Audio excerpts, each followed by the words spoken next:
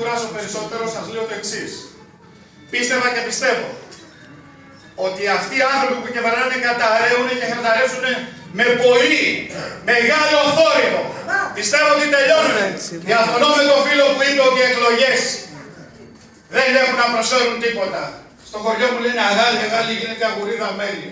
Θέλω να πιστεύω ότι οποιοδήποτε άλλοι και να έρθουν, τέτοιο επίπεδο συμμορίας, ειλικρινά σας το λέω, δεν υπάρχει.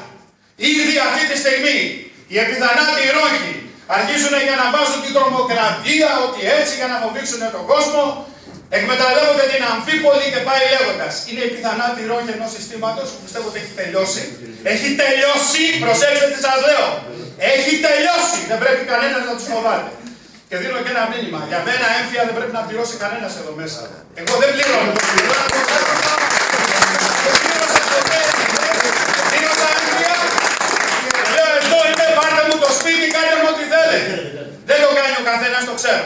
Υπάρχουν άνθρωποι, δεν μπορώ να απαιτήσω από τον καθένα, να είναι κλπ. Πιστεύω όμως ότι αυτό το λιθαράκι, ο τσαμπουκάς του χάρη του φίλου μου του Καλογεράκη, που για όσους δεν το ξέρετε, στο Ρέθυμνο δεν έχει γίνει ούτε ένας πληστηριασμός. Ούτε ένας. Μπορεί να αποτελέσει τη σφίδα και το ήλιο να είναι το ξεκίνημα. Εγώ δεσμεύομαι δημόσια και σας λέω, όποτε και αν βγω σε τηλεόραση, το θέμα του πληστηριασμού το σηκώνω στο Θεό για όλη την Ελλάδα. Και αν αυτό συναντηθεί, θα έχουμε βάλει και εμείς ένα λιθαράκι στην κατάρρευση της πολιτικής αληθείας. Ευχαριστώ πολύ.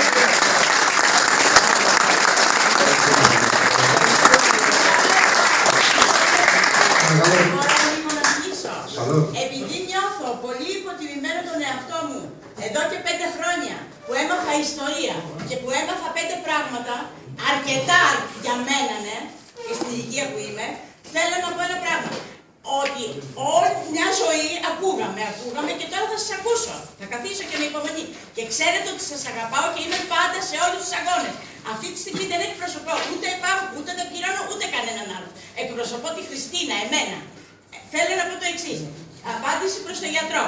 Τον αγαπώ περισσότερο από τον καθέναν, γιατί τον παρακολουθούσα χρόνια. Θέλω όμως μία απάντηση από όλους σας. Λέτε ένωση. Λέτε ένωση. Οκ, τι κάνουμε την ένωση. Ως προς τι.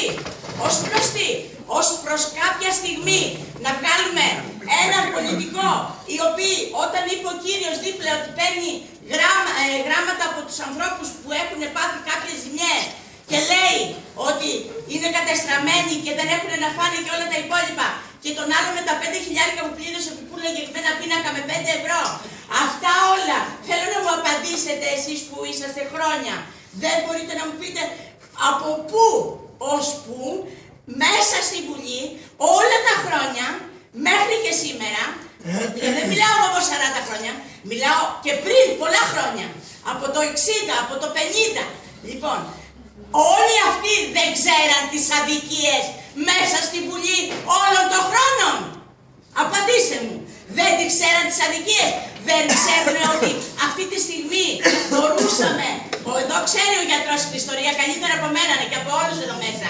Μπορούσε ο γιατρός, μπορούσατε εσείς, μπορούσε ο Γιώργος, μπορούσε η Τίνα να βγει και να βγούμε στον δρόμο. Δεν ξέρω τι σημαίνει άμεση δημοκρατία, το έχω ψάξει με λεπτομέρεια, αλλά είναι συναφή περίπου με τη συντακτική εθνοσυνέλευση. Να βγάλω αυτόν εδώ πρωθυπουργό, να βγάλω εσένα, ναι, και όχι όλα τα καθήκια μέσα στη Βουλή. Και όταν μου λέτε εκπροσωπείτε, τους έτσι, τους αλλιώς, πέστε μου όταν θα γίνουν εκλογές που θέλοντας και τι θα γίνουνε, δεν μπορεί να μην γίνουνε, διότι έτσι το έχουν κάνει αυτοί εκεί μέσα και μας υποτιμούν μια ζωή ολόκληρη. Όταν θα γίνουν εκλογές, ποιο θα ψηφίσει ο καθένας. Ξέρει, όχι, αλλά ένας γιατρός, εσείς και 5 άνθρωποι, ο Καζάκης, ο Αθηναίος, ο Λαμπαδίτσας, ο άλλος, πες τον συνταγματολόγος και 1000 άλλοι, ο Κασιμάτης, όλοι αυτοί λοιπόν, δεν θα μπορούσατε να βγείτε και να ξυπνήσουμε αυτό το λαό, ο οποίος δεν ξέρει τίποτα, σας πληροφορώ. Ερώτησα κοπέλα εγώ χημικό, που τελειώνει και πάει για μεταπτυχιακό, ποιος ήταν ο Κολοκοτρώνης, τον οποίο εγώ ήξερα Κολοκοτρώνη και εγώ δεν ήξερα τι σημαίνει, τι είχε κάνει όλα αυτά που είχε κάνει, και μου λέει με το μαντί της συναρμένο, α, στην ιστορία. Αυτή ήταν η απάντηση και πάει για μεταπτυχιακό. Τα παιδιά που είναι στις καφετέριες, σας το λέω μέσα από το γιο μου τις ηλικίες, δεν ξέρουν τίποτα. Εσείς, ο γιατρός και όλοι οι υπόλοιποι μπορείτε να βγείτε μπροστά και τότε θα καταλάβω ότι είσαστε όλοι ενωμένοι. Θα είμαι μαζί σας, αλλά δεν σας πιστεύω.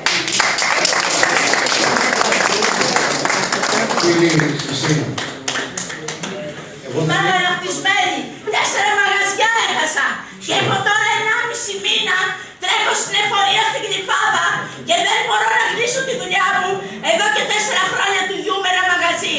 Διότι δεν πήγε ο συνέτερος να γραφτεί, δεν. Εν πάση περιπτώσει, εγώ χάνω και σπίτι και το έχω πει 2,5 χρόνια αυτό που κάνετε εσείς. Αν θέλετε το πει ο Αγγελόπουλος, έλα να σας ετοιμάσω 300 άτομα για πληστηριασμούς, αλλά τότε ο Αγγελόπουλος δεν είχε φάει την κολοτριπίδα που έχω φάει εγώ εδώ και 6 χρόνια. Χριστίνα, καταρχήν θα σου πω όσο αφορά εμένα ή το φίλο τον Αγγελόπουλο ή και κάποιους άλλους. Εγώ προσωπικά όμως δεν είμαι πολιτικός. Δεν υπήρξα ποτέ πολιτικός και ούτε θέλω να υπάρχω πολιτικός. Θέλω να είμαι ένας από εσάς, θέλω να είμαι δίπλα σας, δίπλα στους δικούς σας αγώνες και θέλω να παρεμβήσουμε όταν θα λέω κάτι, να πηγαίνω πρώτα εγώ μπροστά και οι άλλοι να ακολουθούν. Όχι να λέω να πάμε να πηγαίνουν οι άλλοι και εγώ από πίσω. Πάψτε να βάζετε τους ΑΝΕ, τους κουκουέδες, τους έτσι, τους αλλιώς. Ο κόσμος, εάν μάθει ότι αυτή τη στιγμή θα μαθούν όλοι αυτοί και βγαίνει μπροστά αυτός, βγαίνεις εσύ, να δεις πώς θα έρθουν. Να δεις πώς θα έρθουν. Άκουσα λοιπόν. Είπα λοιπόν και στο δικαστήριο ότι εδώ μέσα δεν υπάρχουν πολιτικά κόμματα. Εδώ υπάρχουν μόνο Έλληνες που προασπίζονται Έλληνες. Και θέλω να ξέρεις ότι όταν πηγαίνω στο σπίτι μου εγώ, Χριστίνα, εγώ κλαίω. Ξέρεις γιατί? Θες να σου δώσω απάντηση? Γιατί όταν με παίρνει τηλέφωνο, δεν θέλω να πω τα ονόματα, και μου λέει, Χάρη, πρώτη φορά σε είδα, δεν σε ήξερα ποτέ μου. Σε ευχαριστώ που σήμερα τα παιδιά μου θα κοιμηθούν στο σπίτι τους. Αυτό είναι η πληρωμή. Δεν θέλω καμία άλλη πληρωμή. Θα ήθελα όμως, επειδή πρέπει να συνεχίσουμε και είναι μεγάλο το κομμάτι αυτό των τραπεζών, να δούμε τελικά πώς όλοι εμείς, οι οποίοι χρωστάμε στις τράπεζες, πώς μπορούμε να ανταπεξέλθουμε σε αυτά τα κοράκια, σε αυτούς τους απάνθρωπους με τα γαμψά νύχια. Θέλω λοιπόν να προλογίσω τον φίλο μου, τον Πάνο τον Θεοδωρίδη, που ψάχνοντας και απελπισμένος, αλλά μέσα στην ψυχή μου, είπα ότι δεν μπορεί, έχουμε βρει νόμους. Θα βρω κάποιον άνθρωπο αρρωγό μου. Ο Πάνος ο Θεοδωρίδης, φίλη Χριστίνα, δεν ανήκει ούτε στους ανεξάρτητους, ούτε στο ΕΠΑΜ, ούτε στο ΚΚΕ, ούτε στο ΣΥΡΙΖΑ, ούτε στο δεν πληρώνω. Είναι ένας... Ο Θεοδωρίδη ξέρω πολύ καλά ότι είναι ο πιο τίμιος άνθρωπος, λοιπόν, γιατί πέρασα από εκεί και πέρα και έφυγα. Αλλά όμως ο Πάνος είναι μόνος του και τον ευχαριστώ πάρα πολύ. Αλλά να έρθει να ενώσει και να τον κάνω αυτόν πρωθυπουργό. Τον κύριο εσένα και όλους τους πολιτικούς. Όχι κόμματάτες. Από εκεί και πέρα βρήκα εγώ λοιπόν τον Πάνο του Θεοδωρίδη, επικοινώνησα και ήρθε στο Ρέθυμνο, όπου κανόνισα στο εργατικό κέντρο του Ρεθύμνου, να μας μιλήσει ο Πάνος, να δούμε πώς μπορούμε να προχωρήσουμε όλοι ενωμένοι στο Ρέθυμνο και να σταματάμε τους πλητσεριασμούς, αλλά και να μπορούμε να τους αντιμετωπίζουμε με νόμιμα μέσα και με τα συνταγματικά κατοχυρωμένα δικαιώματά μας. Αρκετά είπαμε όλοι οι υπόλοιποι, τώρα ο λόγος πρέπει να είναι πλέον στο φίλο μου, τον Πάνο του Θεοδωρίδη. Καλησπέρα και από μένα. Εγώ θα σας πω ένα πράγμα. Δεν ασχολιόμουν καθόλου με την πολιτική, από το 2000 περίπου είχα σταματήσει να ψηφίζω. Και αυτό διότι όταν είχα περάσει στο Πανεπιστήμιο στην Βιομηχανική του Πειραιά το 1977, σε περίοδο πλήρους πολιτικοποίησης, είχα πάει τότε στην ΟΝΕΔ Χαϊδαρίου και γράφτηκα και σε ένα μήνα είχα φύγει γιατί μέσα υπήρχαν 3 κλίκες που η κάθε μία προσπαθούσα να πάρει με το μέρος της. Και όταν είδα αυτό το πράγμα, συνάντησα και άλλα παιδιά που κάνανε το ίδιο με τα άλλα κόμματα και είπαμε ότι αυτό δεν είναι πολιτική. Βεβαίως, αυτό που ζούμε σήμερα ήταν στο λάθος ότι σταμάτησα και δεν ασχολήθηκα. Και ό,τι δεν ασχολήθηκα όλες αυτές τις δεκαετίες, το κάνω εδώ και 3,5 χρόνια και θα το κάνω και στην υπόλοιπη ζωή μου. Γιατί η μία σχολεία μου για μένα είναι ένα μεγάλο βάρος και νιώθω υπεύθυνος γιατί έχουμε φτάσει μέχρι εδώ. Γιατί είδα ότι σε αυτά τα 3,5 χρόνια που ασχολήθηκα έχουν αλλάξει πάρα πολλά πράγματα όσον αφορά τη γνώση. Γιατί αυτό που μας εκπαιδεύσαν εδώ και δεκαετίες, μας εκπαιδεύσαν στην άγνοια. Όταν ο άλλος δεν γνωρίζει, μπορεί να του κάνει ό,τι θέλει. Ξεκινήσαμε λοιπόν το Μάιο πριν τους αγανακτισμένους στο Σύνταγμα και 4 μέρες μετά από εμάς που είχαμε ξεκινήσει στη γωνία της Μεγάλης Βρετανίας, επειδή είχαν αρχίσει και σχηματιζόντουσαν ουρές πάνω από 100 μέτρα την Κυριακή 22 Μαΐου, το ίδιο και την Δευτέρα και την Τρίτη, την Τρίτη ξαφνικά εμφανίστηκαν οι αγανακτισμένοι μέσα από ανακοίνωση από όλα τα μέσα μαζικής ενημέρωσης και το αποτέλεσμα το ξέρουμε. Αυτό που δεν ξέρετε όμως και το ξέρουμε εμείς είναι ότι από τα 7 άτομα που ξεκινήσαμε που είχαμε γνωριστεί μέσα από το διαδίκτυο, στους 2 επόμενους μήνες, μέσα στον Ιούλιο δηλαδή, ανακαλύψαμε ότι από τους 7 που είχαμε γνωριστεί και είχαν όλοι πατριωτικό λόγο, οι 2 ήταν μόνιμοι κάτοικοι της Μασονικής στο Άσιο Παρνό. Όταν λοιπόν είδαμε αυτό το πράγμα, καταλάβαμε το σύστημα πόσο βαθιά έχει τις ρίζες, τι ανθρώπους έχει σε backup, να χρησιμοποιήσουμε και μια ξένη λέξη αφού έχουμε μόνιμη ξένη επιτήρηση εδώ, και ότι αυτό το σύστημα δεν μπορείς να το ρίξεις τη σημερινή περίοδο με πορείες, φωνές κλπ. Το σύστημα αυτό θα το ρίχναν οι οικοδόμοι πριν κάποιες δεκαετίες όπως το κάνανε τότε και κερδίζαν αυτά που κερδίζαν.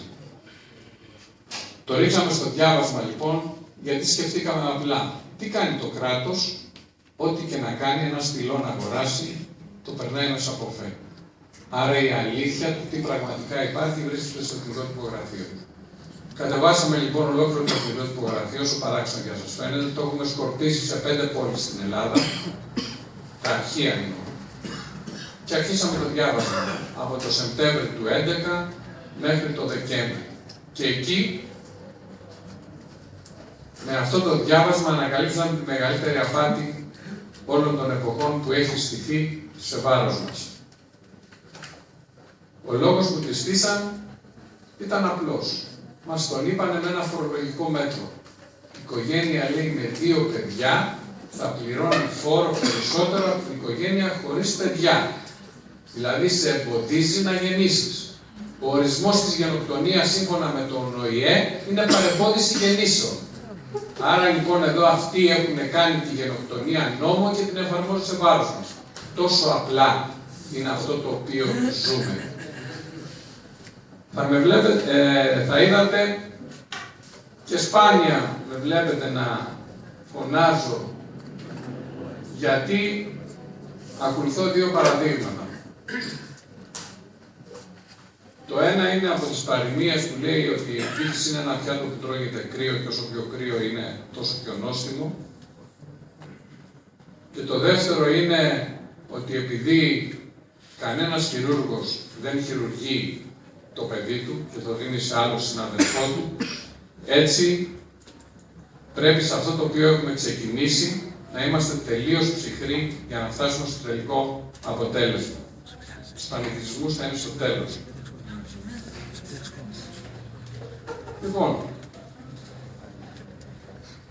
το 1974 η μεταπολίτευση ξεκίνησε με 0 εξωτερικό χρέος και φτάσαμε στο 2008 να μας πούνε ότι χρωστάμε πάνω από 350 δισεκατομμύρια ευρώ.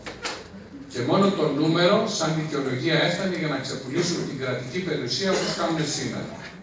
Στόχος όμως δεν ήταν μόνο η κρατική περιουσία. Στόχος ήταν και η ιδιωτική. Γιατί όταν οι 8 στους 10 Έλληνες έχουν ακίνητα, όπως καταλαβαίνετε, το μέγεθος της ιδιωτικής περιουσίας είναι τεράστιο. Με ποιον τρόπο λοιπόν θα μας πέραν τα σπίτια μας? Αν μας φορτώναν με ένα χρέος τεράστιο, ψεύτικο, που δεν θα μπορούσαμε να το πληρώσουμε, ή θα μεταβιβάζαμε με συμβόλαια τα σπίτια έναντι του χρέους, ή θα μας τα παίρνουμε κατασχέσεις και πληστηριασμούς.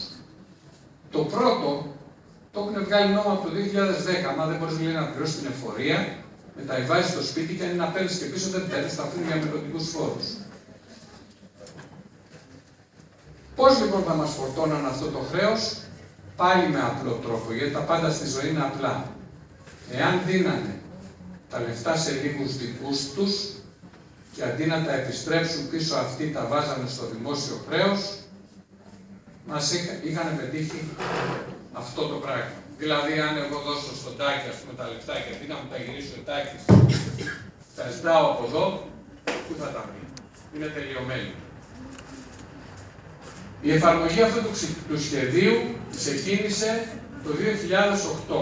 Θα θυμάστε πιθανόν οι περισσότεροι από εσάς ότι βγήκε ο Καραμανλής τότε και είπε, επειδή η αγορά έχει πρόβλημα ρευστότητας, θα μπει το κράτος εγγυητής να πάρουν ελληνικές τράπεζες ένα δάνειο 23 δις από την Ευρωπαϊκή Κεντρική Τράπεζα και αυτά τα λεφτά υποχρεωτικά θα πάνε σε στεγαστικά δάνεια στον κόσμο και σε κεφάλαια κινήσεων σε μικρές επιχειρήσεις και επιχειρήσεις ζωτικής σημασίας. Έβγαλε λοιπόν το Δεκέμβριο του 8 το νόμο 3723, που ως συνήθως μέσα δεν γράφει αυτό που είπε με τα λόγια. Δηλαδή δεν πήγε το κράτος να υπογράψει εγγυητής, έβγαλε ομόλογα του ελληνικού δημοσίου τριετούς διάρκειας, τα έδωσε στις τράπεζες, οι τράπεζες τα δώσαν σαν εγγύηση στην Ευρωπαϊκή Κεντρική Τράπεζα, πήραν τα 23 δις, αλλά στην αγορά δεν τα ρίξαν.